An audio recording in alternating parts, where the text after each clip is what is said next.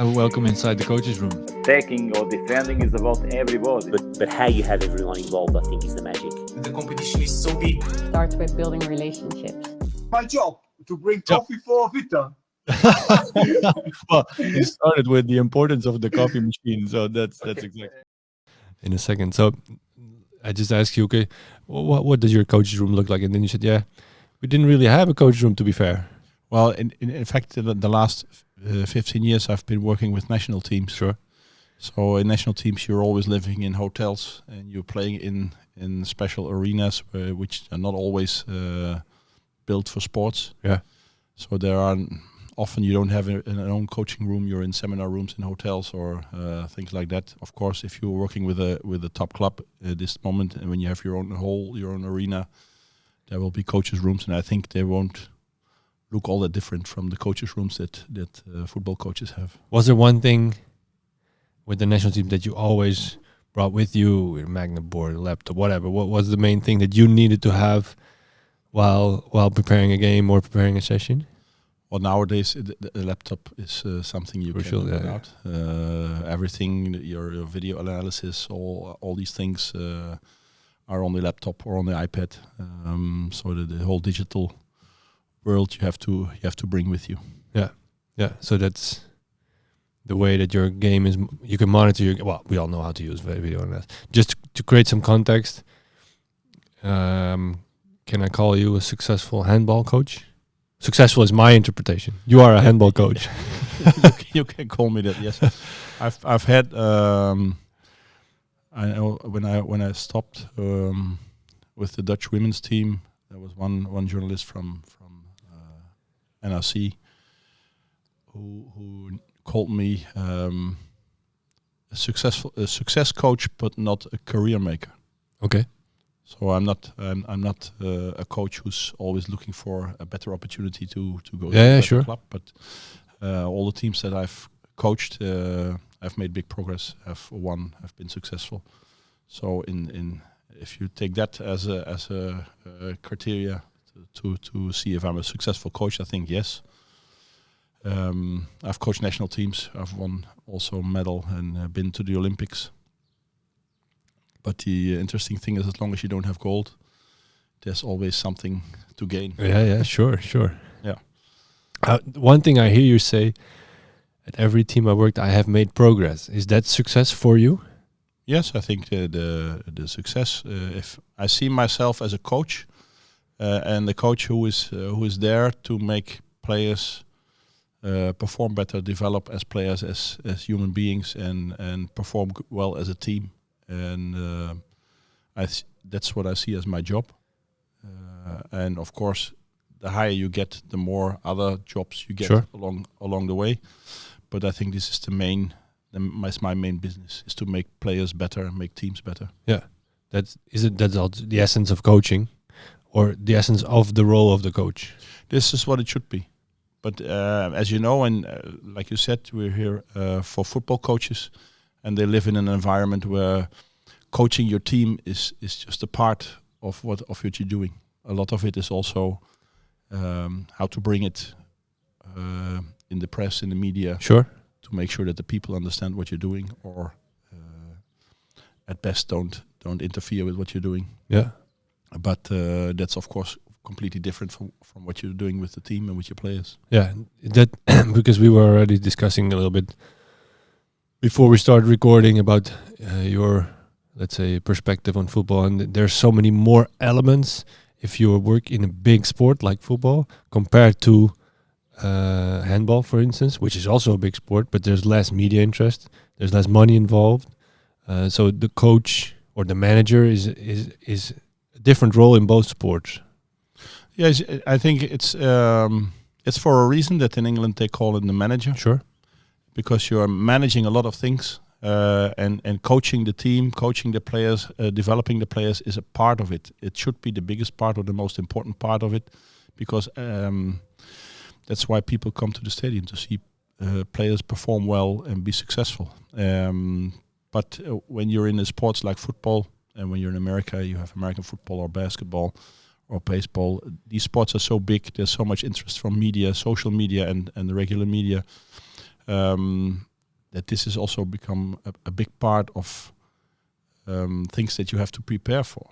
And you cannot just be the coach and go to a press conference and then think, no, let's see what's coming. Yeah. You have to prepare for that also, and it takes a lot of time. It takes a lot of energy, I think, that you cannot put into your team. And I think there we have, as a smaller sport, the advantage that our job is more pure, really coaching the team, and all the rest is in comparison to football, it's a small world. The thing that I take out of your words are, it costs you time that you cannot cannot use for the team, and that's, I think, maybe the main transitions that a lot of coaches struggle with. They are maybe a talented youth coach or they're a talented amateur coach, and then they make the step, and then all of a sudden X amount of time is taken by all kind of other things while they were used to spending it on their team. Yes, also if you're coaching young talented players is already different if you're coaching in comparison to coaching adult elite players. They have different demands. They need something different from you. So also that is something you have to check with yourself. Who am I as a coach? What are my qualities? What are my strengths? What are my weaknesses? And I think the higher you get, the more is working with the media will play a part in what you do, and you have to be able to handle that also. Yeah. If you can't handle that, you will have problems getting your vision across also to the players, because they are also being influenced by these same media, both mainstream as social media. True. Just to create a little bit more context, why are we talking to you about coaching, about coaches? It's also because you are involved in the Master of Coaching of the Cruyff Institute or Academy. How should I say it? Cruyff Institute. Cruyff Institute, where you guide coaches, whether it's football or any sport, in becoming a good coach, right? Yeah, well, we are helping the people who come into the program.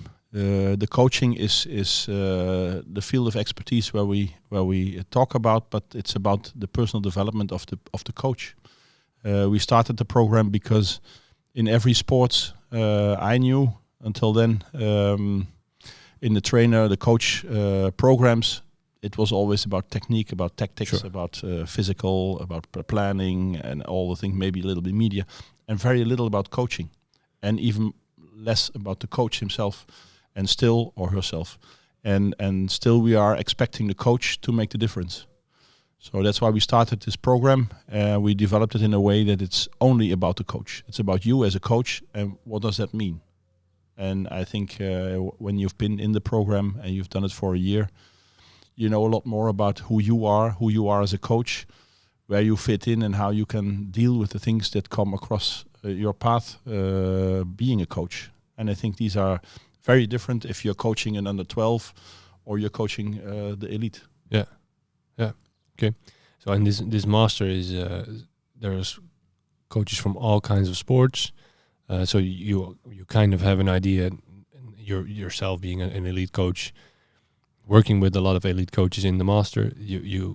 I think we are fair to say we can ask you about your opinion about coaches. And this is focused on the person.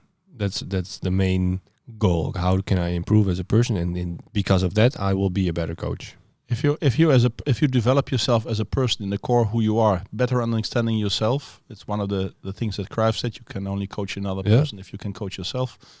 So we start with that, and if you are more at ease with yourself, you have more self-confidence, the things you will do with other people will also have more effect, have more bring more results, and it will be of a higher quality.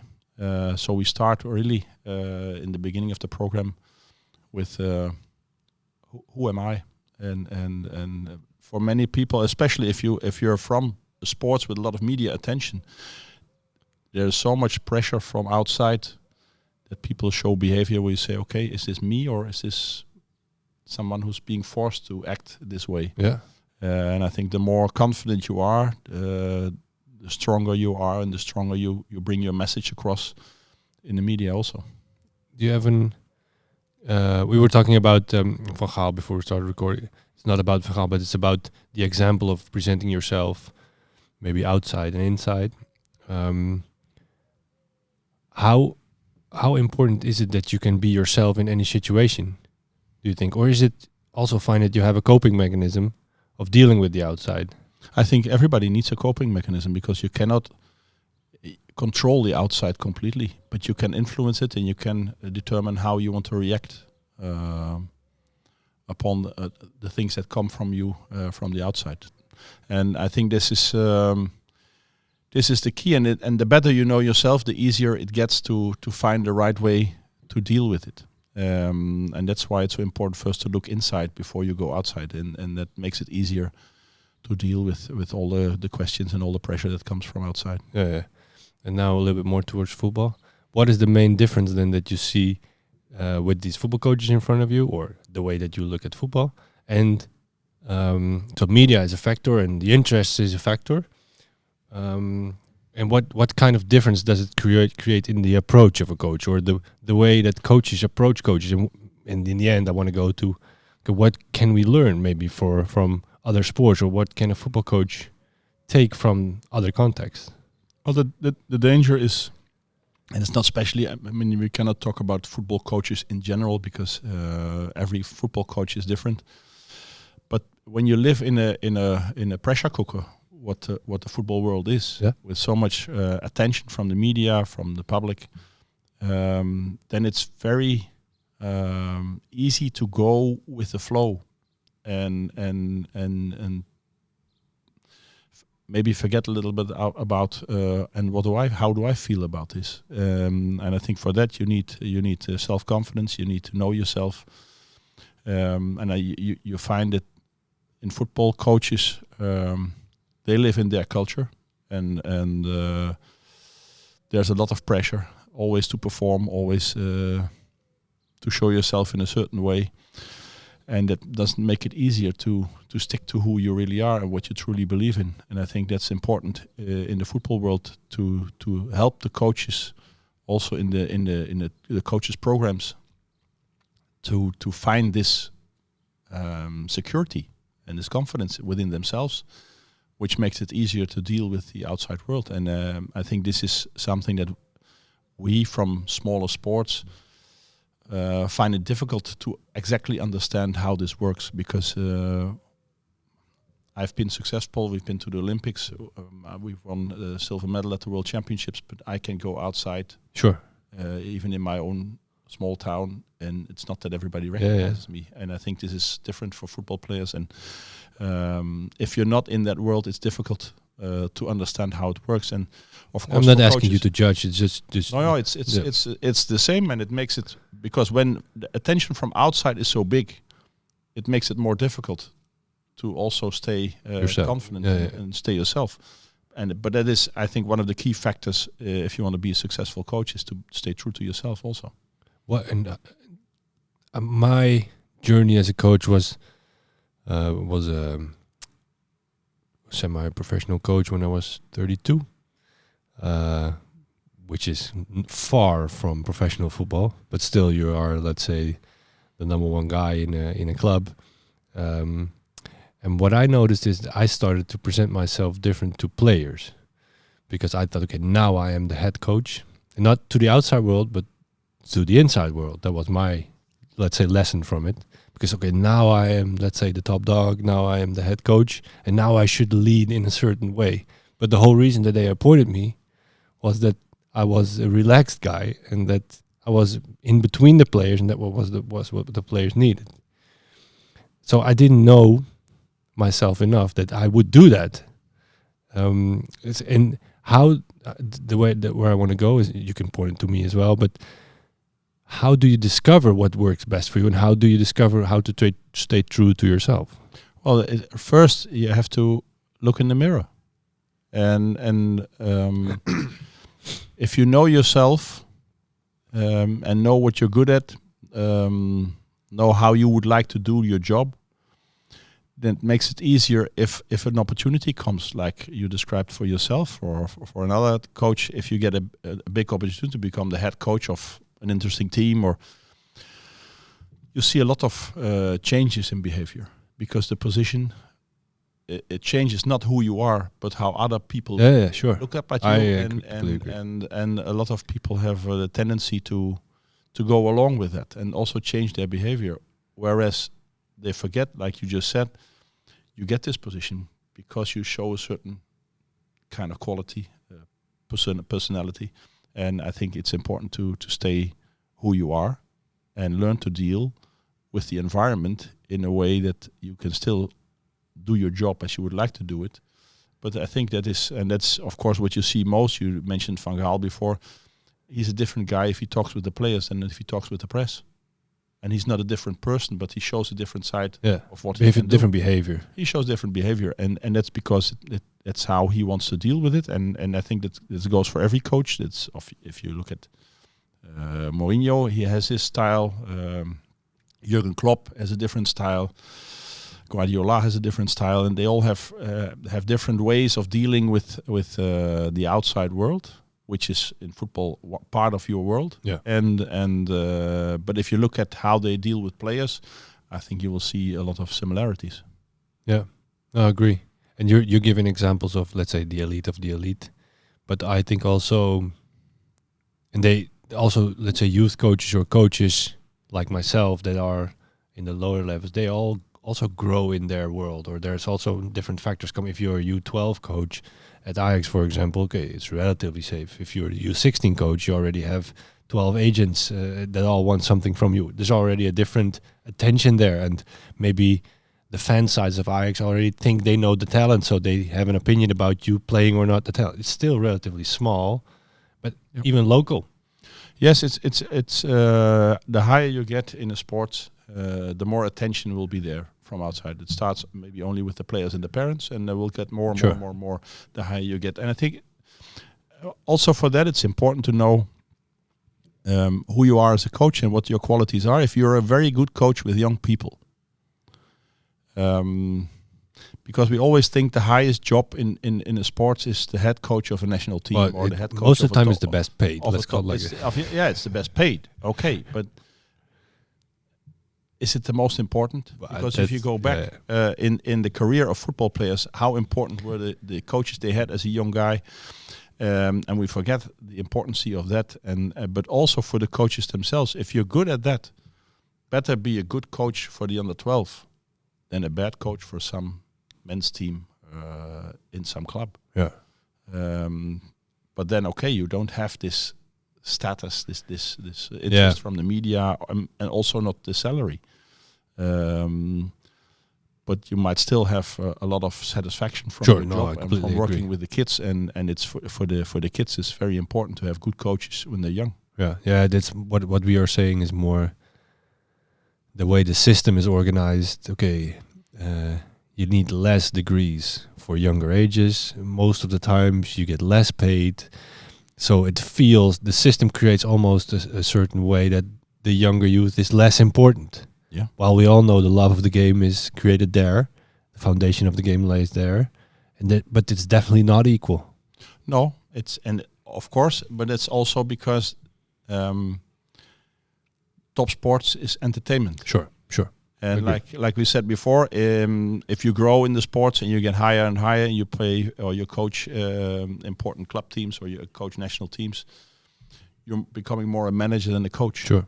Whereas when you're working with the under 12 or under 14, you're more really the coach, planning the trainings and handling the players, helping them to develop. And when you get, if you're coaching a national team, is you have a few moments a year where you're together, where you really can work with the players, and for the rest, they are in their clubs and have to perform there. So you need completely different kind of skill set to work with a national team as you need working for a club team.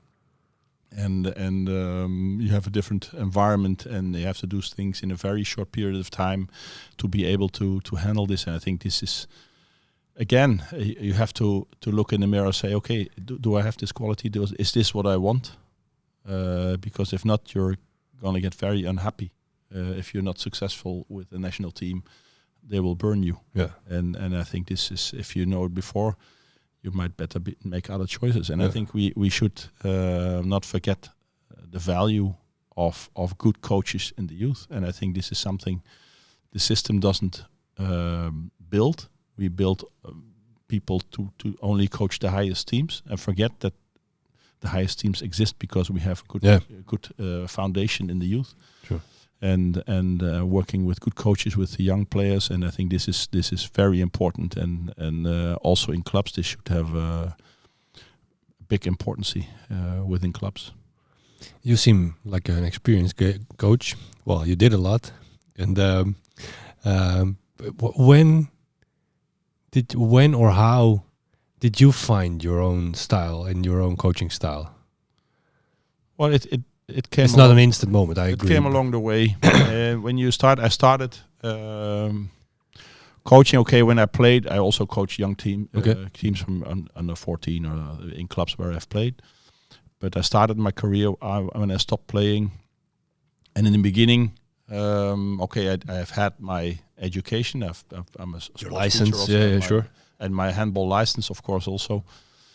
But at first, you start with what you have learned from the coaches you've had as a player, and then you look, okay, how do I see it, and how does the group that you coach react on what you do, and then you develop. And then you learn, and you say, okay, when I do this, I find out, okay, this doesn't work all that good. Maybe we should differently. And this is how you find out. You study, you look at other coaches from other sports, you talk with them, and you read about coaching, about leadership, all these things, and then you develop and you change little things. And at the point you say, okay, what is the essence of my work? And that is, for me, it is to help the players and the teams you coach to perform better, to develop, to become better players and better teams, and perform successful, because that's why you are together. Yeah, it's the mission at every team you coach, and then you have to look, okay, how does this process work? And in this, unfortunately, all this pressure from outside is often counterproductive to the development of teams, because there's a pressure on the individual. And if you're coaching team sports, you're very much working to make a group of people working as a well-oiled team together. And then the individual plays a role in it, but it's always a part of the team. And that's the more attention from outside, the more difficult it is. And I think also this you have to learn to deal with along the way. And I think coaching is also a profession that you learn by doing. You can read a lot, but you cannot learn in a book how to stand before a group or in a press conference. If there's pressure and things are most of the time not going like you want it, then you have the biggest problems, and still have to be you have to be credible in front of your players, in front of the press, in front of your sponsors or your the bosses from the federation, to be able to explain what you're doing and why it's going the way it's going. When it's good, you have no problems. Everybody's behind you and they're part of your success. But if you don't win, being a coach is a very lonely job. Yeah, true. Well, and does it characterize your style that you put the team first? Because along the lines, it's something you said, okay, the team is the most important. Of course, I know you also focus a lot on team dynamics, and it's one of your, let's say, specialties or expertises. But did you find out, okay, this is what I find very important in coaching along the way? The team, you discovered that the team should be first. Well, that's a double word, but well, the interesting thing is that the team as such is just an idea. Okay. I always tell coaches, if I coach a team, I never coach a team. I always coach individuals who are working together. It's a group of people who should work together and perform as a team. But what is a team? A team is a group of people. It's a group of individuals who have their individual needs and demands and wishes and goals. And you have to find a way to bring that together, that they show the best performance possible that they can do with this group as it is. And this is a search. And then you have players, especially if you're working with a national team, who meet each other just every now and then. Yeah. but they all have their own ideas and goals in life, in their careers. And one of them is 32, almost at the end of his career. The other one is 21, just coming. They have different goals for themselves, also when playing in the national team. And I think it's important to find a way to make them clear it's for all the best if the team performs best. And the team demands from every member in the team, and that is the same for the staff, that you cannot just put your own goals out there and say, okay, this is why I'm here. Yeah. So you have to talk with them about, okay, and what makes us good as a team? What do we need to perform best as a team? And of course, you need the best performance of the individual player, but also in the cooperation with each other. And I always say it's easy, very easy.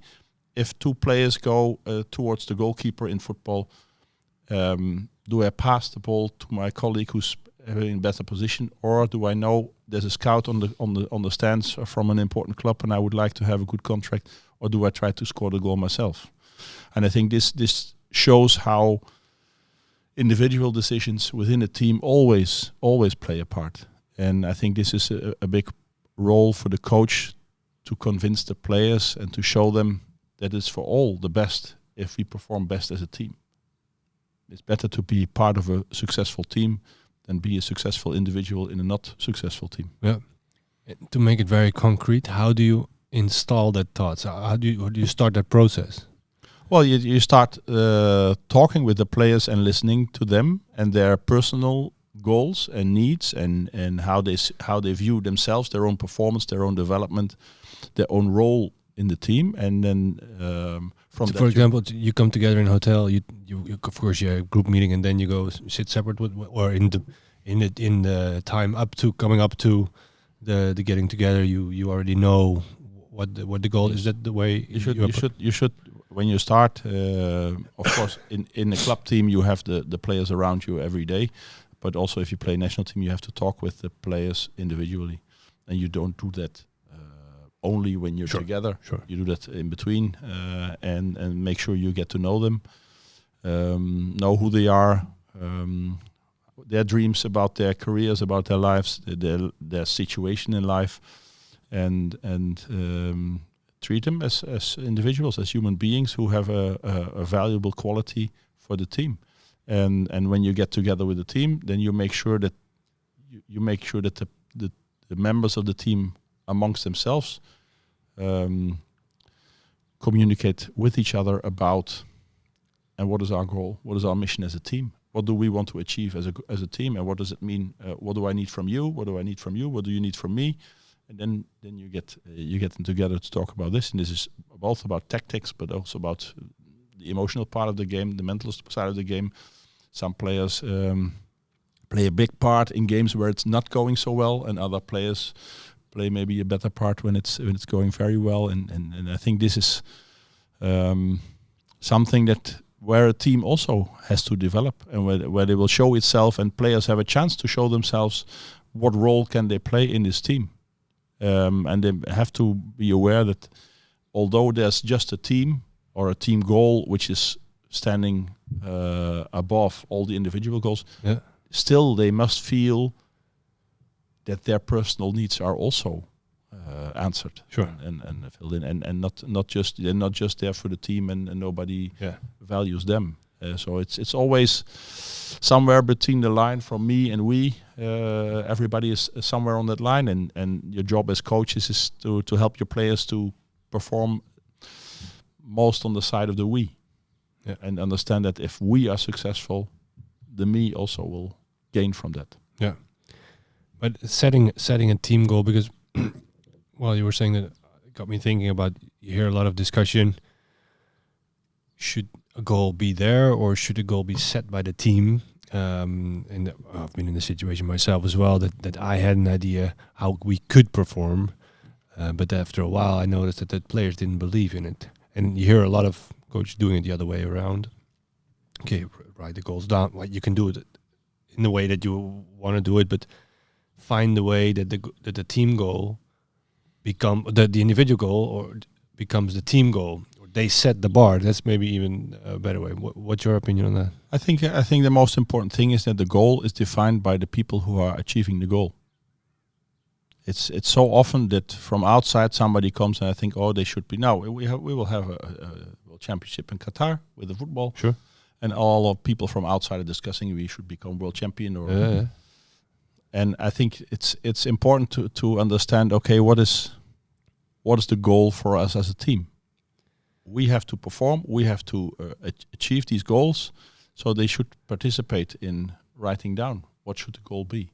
And of course, as a coach, you can help because you're maybe thinking more about these topics and how to write them down, that it works. Because a good goal should inspire, should make you trigger energy in the team and make you want to play well to achieve it. And if it's too high, it doesn't work. If it's too low, it doesn't work. Yeah. And most of the time, the teams that you coach have a fairly good idea what is manageable. They know their environment, they know their quality, and of course you need a goal that pulls them out of where they normally can be and make them achieve a little bit more. And I always let them participate in setting the goals. And if they come up with things that I don't believe in, we will have a discussion. Sure. And if it doesn't fit, okay, then you should think, okay, should I coach this team? Yeah.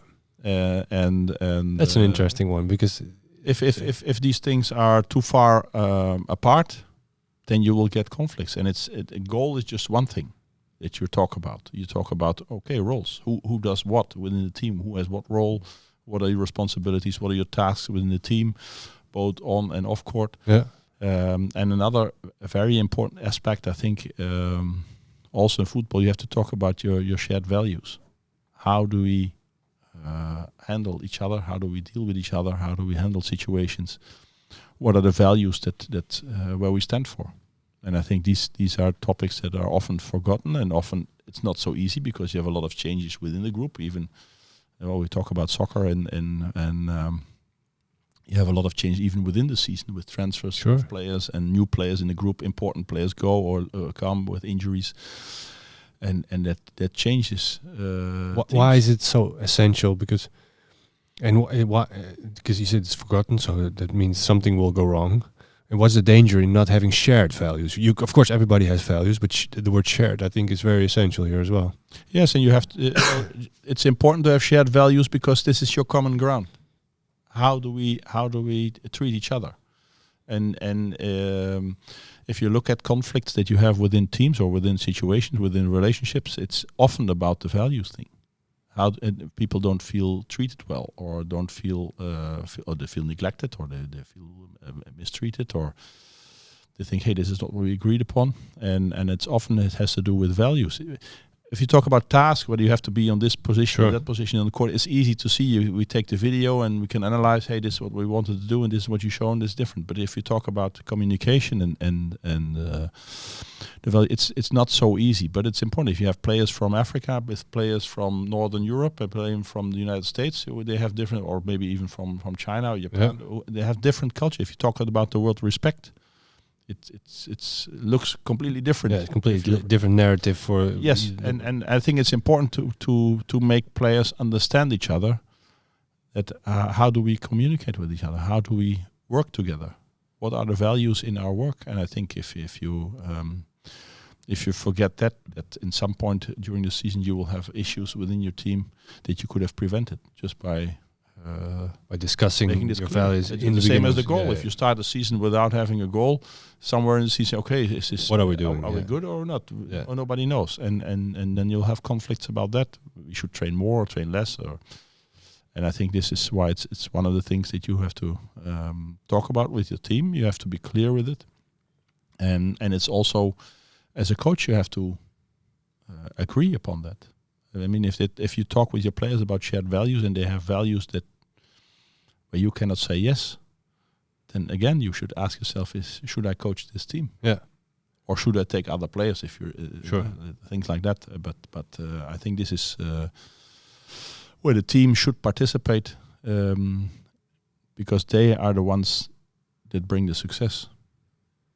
And unfortunately, in the media, it's often the coach who's positioned it. And for the coach and for his salary, it's good. But for the process of performing, it's on court, on the pitch is where the performance is being made.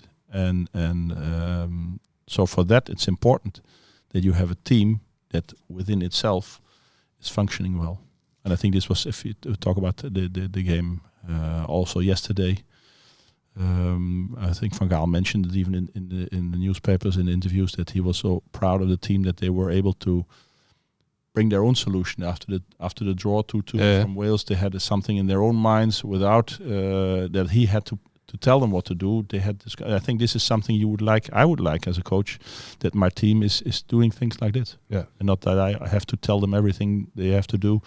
They have to learn to solve solutions within the game, and for that it's important they understand each other well, both as a human being, as a person, and as a football player. My idea is that idea about coaching, about players, has changed, because 10 years ago it was much more top down, and this is the strategy and the coach decides what, and now we are looking much more to players that makes decisions themselves, that find the freedom to make the best decision, and we accept more that sometimes it goes wrong.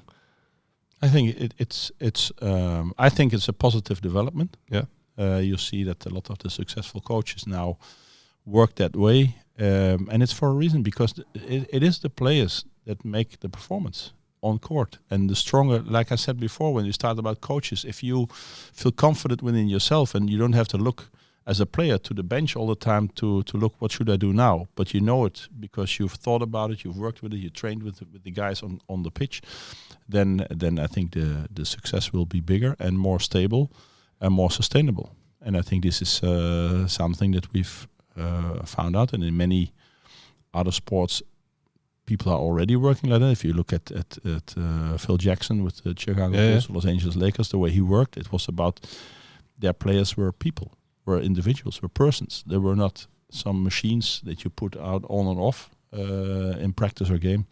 And I think this will help. If you feel valued as a person, I think you will always bring a better performance to the pitch than when you're not feeling valued. Yeah. Is there a difference between other sports and football, that in other sports is that we're taking all other sports in one category, which of course is not true, but is it that was there more freedom already before in this football just catching up? No, I think it has been this way in many sports. That was more top down is what you mean? It has been top down. I think it's a cultural thing, and the main thing is that in smaller sports it's easier to experiment with things. Sure. Because there's less pressure. There's less pressure from outside, and the interesting thing, look at the judgments we see on television, in interviews, in football shows, in where the people from outside who don't understand the job that you have as a coach, but they have a judgment, and they have an opinion about it, and that's most of the time. He should do this or he should do that, and they forget it's the players that have, and it's a very complicated process, and it's always easy to have an opinion and a judgment about people from the outside. Yeah. But I think, and I like it, and it's because, of course, I think we had some examples with said Jurgen Klopp is an example from that, but there have been more that they have been paying more attention to the soft skills as a coach, and still be very successful. And now people say, oh, this is also possible. Before that, we always need, and it's the same, not just in sports. If there's a crisis, we need a strong man. We need somebody who tells us what to do. But most of the time, in sports, it's not a crisis. It's just a process of developing a team. And so most of the time, you don't need this strong man. But on the other hand, if you don't show yourself as a strong man in the football world, there are many people who would like to have your job, or who would like to maybe kick you off your job, off your pedestal, and so you see a lot of people, not just in sports, but who are in the public eye, that show behavior that you think, okay, I don't know how this works. Yeah, and I think we also have to be fair that if you don't know football, if you don't have the skills, you can have all the soft skills in the world, but you will never be a good football coach or in any sports. Well, that would be an interesting thing. I think the biggest problem is that this football world or any other sport world doesn't accept this constellation, because they, like you said, he has no idea about football. Well, if I don't have idea about football, I need a good assistant who knows a lot about football. Sure. And it's about football. I leave it to him. Do you know an But- example of where maybe other sports where the main coach or the head coach or the staff is? No, because I think in all the sports it's the same, and I think if we are at 10 or 15 years further, there might be more crossover Sure. from sports, because like I said, it's just one part of the game, and of course you have to know football, because even in appointing your assistant, you have to know. Okay, does he really know football? Yeah. Does he just know how to talk beautiful about it? But like I said, so many tasks you have as a head coach in a big organization are more management tasks than football coaching tasks. And so being able to manage people and to look in their performance and how they are performing together, these skills are more and more important, and even maybe more important than how well do you know football. And I think at the top you need both, but I think you can get also a long way if you have the good skills for managing a team and your staff in an organization, communicating well, and maybe not have the biggest knowledge about the game itself.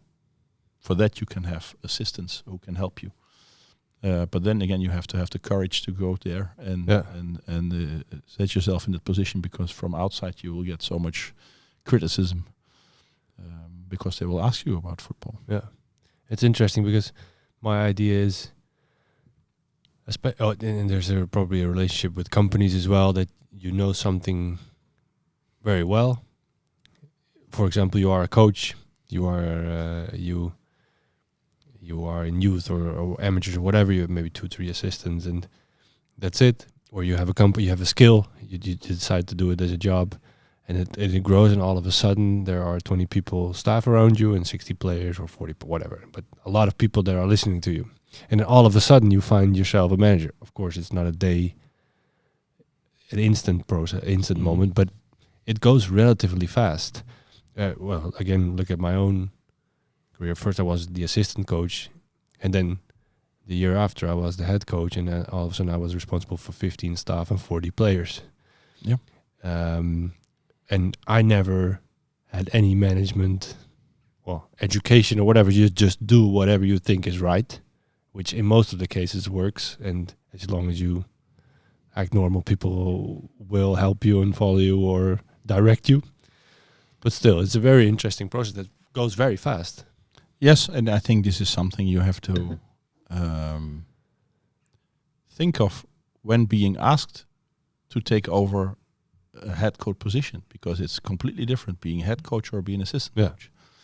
And you have to answer the question, am I equipped for this? Do I want this? Is this a goal of me? Am I a head coach, or am I maybe more an assistant coach? Because maybe in character-wise, there are also differences. And if you go back to the subject we had before, if you can coach a football team if you're not from football, well, if you work for a company and you have been selling, like we said here, office tables. Yeah, sure. And then you go to a company who sells washing machines. You're probably a good seller. You see, it's the question: what do you need for knowledge, or even to more? Be able if you can lead a big company, you can probably lead another big company as well. Yes, and that doesn't matter. It doesn't have to be the same kind of company. It can be even a different company. Yeah, sure. Because you can, the knowledge that you need from, when we talk about sports, from the game itself, well, you can acquire. Even if you haven't played it yourself, you still can acquire the knowledge. Okay, this is what I need to see. And if you're able to manage people and to lead people and develop people and make them work good together, I don't see why you cannot be successful. Yeah. But the problem is not often whether you can do it or not, but if the problem is whether people will let you. Yeah, sure. Because the acceptance, if you tell this to people, they will laugh. Well, it's not possible. Yeah. On board side, you see the director of PSV was Toon Gerbrands, who was a former volleyball coach. AZ has Eenhoorn, who is a baseball coach. So in leadership roles, yes, you see it in football at least. I don't know how it is in other sports. Really, in the coaching roles, you see maybe some specialists that are taken in to coach. Main roles, I cannot think of an example. No. No, I think so far, I don't know if there were any. Ajax has a team manager who was a tennis coach. It's an interesting thesis that somebody should try out. But most of the times, the elite coaches come from within the sports. Yeah. And they develop and they are successful, and that's why they get a higher position and a better paid position and a better, bigger club. And this is how things go until one club or one organization says, okay, and we're going to do it differently. Yeah. And then we'll see if it works or not. Yeah. Do you think football will be the first sport? I don't think so, because the interests in football also financially are so big that taking risks, and this is always a risk, is not something that people will do easily. No, and I think, and we kind of discussed this already, but in football, it's not the most open sport. So, and especially, we're doing it this way, so we keep it this way. And then this is very Dutch, I think. But especially Dutch coaches know everything. So we can be much more open to other sports, I think, in football. I think it's not just for football. I think every coach should look in other sports and learn from that, and also look in company management, or look in how the military or the police are structured or work, how teams are working together there, because they have even more pressure in situations. If you're in the military now, we have a war in Ukraine. If you're a military and you have to do a military operation, it's about life and death. With us, it's about winning and losing. It's still it's relative, completely relative. It's just a small thing. Yeah. And I think it's good every now and then to be aware of that and learn from other sports, learn from other coaches, and it will help you. And of course, if football is in Europe anyway, maybe worldwide, the biggest sport or one of the biggest sports, and then you have so many people who think, okay, the way we do it is good. Then you start to believe it is like that. Well, I really think that's true, and like I told you before, we have a lot of coaches speaking on our platform, and even top coaches think that they're already above other coaches. And maybe I was like that as well when I was going up. You think you know it all, but along the line you discover that there's so much more out there, and that you don't know anything. The more you learn, the more you realize that you don't know anything. I think that sentence is completely, or how do you say it? That's completely true, at least what it was for me. And this podcast helped me as well. Talking to top coaches for a year realizes that I don't know so much that I thought. Yeah, but also I think everybody, and there's a beautiful analogy to say that the island of knowledge has a shoreline of ignorance, and the bigger the island, also the bigger the shore. So in fact, it says the smarter you get, the dumber you might feel, because there's so much more you don't know yet. And I think it's important that also as a coach, to stay open for new things, open for new views, for new ways of working, for new skills. And I think this is what football also does. And it's often said it's very close, but if you look at the way also with video analysis it's being worked, it's already on a very high level. And I don't believe it's just a culture that is difficult to change. And how do you see the football culture? Well, the football culture is well, if you go back 100 years, then you see in a big sports like football, still a lot of things and a lot of views have been around for a long time. And like you said, okay, maybe in the last 10, 15 years, things are changing in the paradigm of not top down, but more bottom up, also in the coaching. And this, of course, goes slower in a big culture than in a smaller culture. And that is, I think, more the reason that in football some things go slower. although there is more money than in most of the other sports in the world. But on the other hand, and a lot of things can go really fast if it's once breaking through, and it has not so much to do, especially with the game football and on itself. It's just the fact that it's such a big culture and changes in big cultures.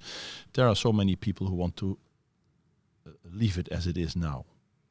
And the higher in the organization, the more it is. We have had the situation with Mr. Blatter and in FIFA. And in these organizations, a lot of people want to like that things stay the way they are. Because in this situation, they are on top. If it gets too dynamic, maybe they lose their position, they lose their job. So there are so many people. And the bigger an organization, the bigger a culture is, the more difficult it is to change it. Yeah, but I was also thinking is it that the dressing room culture was also influencing, let's say, the culture of a whole club. So in the dressing room, you have the strongest and the loudest and the biggest egos that run the dressing room. And my feeling was that around the dressing room, let's say between coaches or staff, the atmosphere was the same. And I see that changing. You see people that are less ego-oriented, they're more focused on development, they're less on who am I and what's my goal. No, they're more club and oriented, they're more towards development. And I think that's a very positive change. Yes, I think then you go to the core of your job as a coach, is to develop individuals, develop players. And I think that also the dressing room is part of the culture of a team. And it's an instrument you can use. And the way you would like to see it also as a coach, if you find out that in this dressing room things are going counterproductive to what you want to achieve, then you have to act and not let it happen. And I think also in this, if things are changing, if coaches are changing, if you as a coach are changing in all the areas that you work in, things will start to change. If I develop everywhere I work, things will change. Because my input will be another one, so the response from the other will also be different. Yeah, and I think this is I think the key for every education. This is why we have a program in the Cruyff Institute, which is only about the coach. If you're in this program, and they're not just sports coaches, there are also managers or business owners who are joining in the program. If you develop as a person, you change. Both in your working place, but also in your private space and also in your hobby. And I think all the other people will start also responding differently. Yeah. Did we, maybe not very structured, mentioned all the aspects of team dynamics? So knowing yourself, and that accounts for coaches and players, team goals, shared values, culture. Are we? Shared values, the values and the goals they define also the culture. I think it's important as a coach that you are able, and that's of course that's what makes football so difficult. You have to have a safe environment.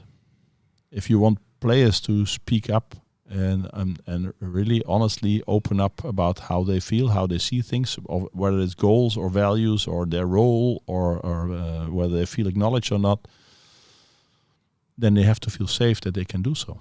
And of course, in a football world where so much pressure and so much media from outside judge after the game the performance of the players, the performance of the coach, the situation, what should have been done here and there, especially when it's not going well.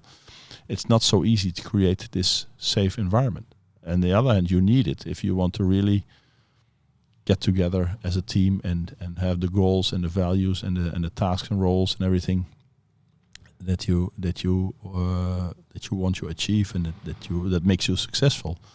Then you need a safe environment. So you have to create it, and there also the dressing room plays a part. Yeah. So a safe environment is. What's the essence of a safe environment? That people can be themselves? Yeah, and that they have the courage to speak up and give their opinion, even if it's not the common opinion or the opinion of the important players. If you only listen to the so-called important players, you might miss out important ideas that come from young, new, not so established players yet. And I think it's important that everybody who is playing in a team should feel valued. on its merits. And of course, if you're an established player, you have won a lot and shown a lot, then you have a bigger say in things. But still, also for them, it's important that they are able not just to speak, but also to listen and to make sure that everybody's on board, and not because they say it. Because if you are more of a transformational coach yourself, but you have a dressing room with a captain and a co-captain who are very top-down, the question is how well does that function? Yeah, understand. And how as coaches do you guide? How do you create? I don't know if you can create it, but how do you guide the process of creating a safe environment? Well, first, the problem with a safe environment is that safety is a very individual, personal feeling. Sure. So I can feel safe in a certain situation where another person can feel completely vulnerable and unsafe.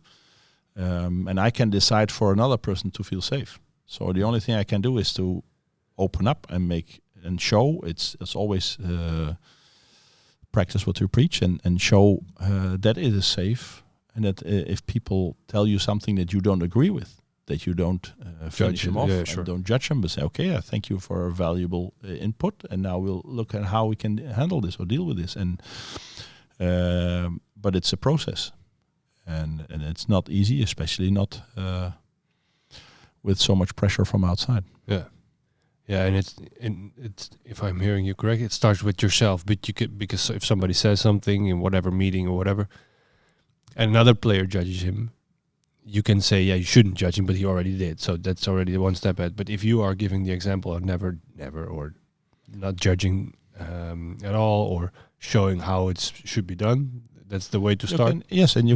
Of course, if you're in a meeting and you find that within the team there's a lot of harsh communication going on, which often makes players pull back from discussions, don't give input. If you want this to change, well, you have to address this topic and say, okay, let's hear what he has to say, and guide this process, and make, of course, the players in the team also clear why it's important. Yeah, and of course, in like I said, in crisis situations, there's not a lot of time for discussion. So if you're on the pitch and we're playing a match, there's not much time to ask every player, well, what do you think we should do now? Then you need more directive kind of leadership. But I think in the process of building and developing teams, you have to take everybody into account and make them feel valued, because for every player it's important that if he's on the pitch, he must be hungry and eager to give his best for the team. And if he's always treated bad in the dressing room, it's just a question: is this going to help him to do that or not? And in the past, it was always the idea: okay, if I treat him bad, he gets more tough and he'll be able to. But this is, I think, a little prehistoric. Yeah, this is an old-fashioned. So let's call it like that. Okay. I think we've already came a long way in discussing a lot of elements about team dynamics and coaching. What is maybe one last advice that you would give coaches in general, or things that you noticed during the Master of Coaching that maybe every coach should be aware of? Or is that starting to know yourself? Is that kind of the basics of everything? I think it's the basics to really take the time and ask yourself, okay, who am I? Who am I as a coach? And what kind of position would suit me best? Because it's in any by position you mean assistant, head coach, whatever role. Head coach, but also big clubs, small clubs. Sure. Training the young or training adults, training elite or training another level of players. Because if it's not a match, if it's not something that you dream of, what gives you energy, then maybe just going up the ladder is not the right way for you. And I think that's why the most important, as I always say, the most important instrument for development is the mirror.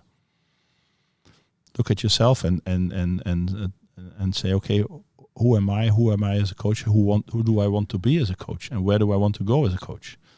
I've had I was coaching the Dutch men's team 20 years ago now. And after 3 years, a lot of players had developed and they got offers from clubs from abroad Sure. to go there and play. And then most of them said, well, maybe my friends and study and maybe a job, and they didn't go. They didn't go the next step. And then I said, okay, then I'm not the right coach for this team at this moment. Okay. Because if I'm a coach, I want to win. I want to be the best. If I'm coaching a national team, I want to be world champion or Olympic champion. If I'm coaching a club team, I want to win the Champions League.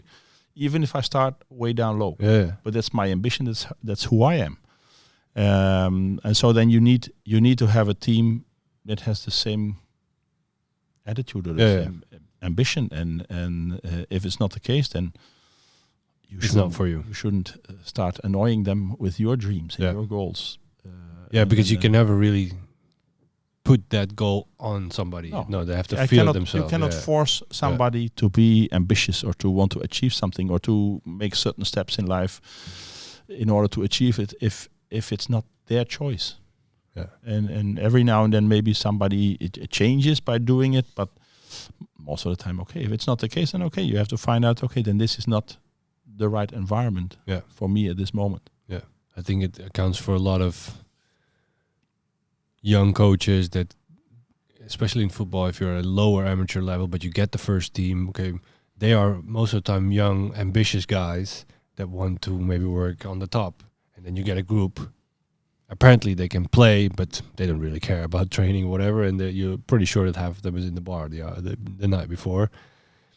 And most of the time it doesn't work out. Well, if you put your ambition True. and your goals and your way of working upon them without letting them participate. Like we said before, we talked about the goals, and well, let him. If you're a young coach and you can still have high ambitions, but then you say, okay, but this is the team I'm coaching, and am I able also to improve this team, or am I only able to improve people who that already like me? Sure. And I think, okay, for me as a national team, it's the same. If I would coach just a club team in a mediocre level with mediocre goals, I have to show different behavior and a different ambition, and still try to make the best out of that situation. And still, I must be so honest and true to myself to say, okay, does this give me also enough satisfaction? If the answer is yes, you can do it. Yeah, true. And you can still, if you're young and ambitious, it can be a step forward. But you always have to understand, okay, I cannot make these, well, if we have 20 players in the team, these 20 players all be like me. You will always have different characters, different attitudes, different personalities, True. Different dreams, hopes, and goals. And I think this is something you have to take into account as a coach, and combine it with your own views and your own ambitions and your own goals, and to say, okay, how can we make this match? Yeah. And if there's no match, then you should go. Clear. Yeah, that's, I think you've said a couple of times as well. If it doesn't work, the choice is always yours. Yes, if you don't choose, somebody else will choose for you. True. And that's just, I know that last week I was in Slovenia for a seminar of coaches, and they said, one guy said, okay, there are two kind of coaches. It's the ex-coach and the soon-to-be ex-coach. And I think this is a little bit about this. If you don't think about this yourself, and you go into a process where it's not the good situation for you, the chances that you are long on the job are not so big, because there are other people who decide decide over your head about who's going to be the coach of this team. And if it's not a good situation, the chance that you're successful are fairly small. And this is something you can think about. You shouldn't be scared of it. If you think, hey, but this is my ambition, this is the way I want to go, then go and learn and develop. And then you can be successful still. I have the feeling that in every club that have worked, or situation that you've worked, you were very clear and knew what you wanted, and also knew when it was not there anymore, you made your choice. Yeah, you get an idea up front. I think it's important to speak before you start with the people from the organization, get a feel for their culture, get a feel for their ambitions, their goals, their way of working, and then ask yourself, okay, is this something for me? But this was not from the start. When I started, how should I know? Sure. You like I said before, coaching also is a job. You learn by doing. You learn yourself better by doing it and getting being confronted with all the situations of and being a experience. national team coach. First, Who can prepare you for being a national team coach? You have to just say, okay, well, in sports I know a lot, but a club coach and a national team coach are completely different jobs, and so you have to do it and then find out, okay, is this it or not? Yeah. Okay. I want to thank you for all your wise words. It's been My pleasure. it was very interesting to talk to you, and I think we went to in all kinds of aspects of coaching, a nice general view, but also detailed view. And the most important thing that I took from it is start with yourself, and really get to know yourself. That's, I think, the most important advice that was in almost everything. Yeah. When I started as a coach, the last national team coach that I had as a player was Guus Kantelberg. He told me one thing, and he said, well, the most important thing for you as a coach or as a leader is that every decision you make must be your decision. Because if it's not your decision but somebody else's, you're gone. Yeah. And I think this is something that should be important. Whether you take a job or not, whether you make a decision in a game or in a season or not, it should be your decision. And because your decisions are the only ones you can really defend, and you can explain, and you can execute successfully. And I think this is something I took at heart, and was a help for me. Yeah, I think it's helpful for everybody. Cruyff also said, better go down with your own vision than with somebody else. In fact, it's the same. It's the same idea. Yeah. Okay, well, I've really enjoyed hearing part of your vision and your knowledge. Thank you very much.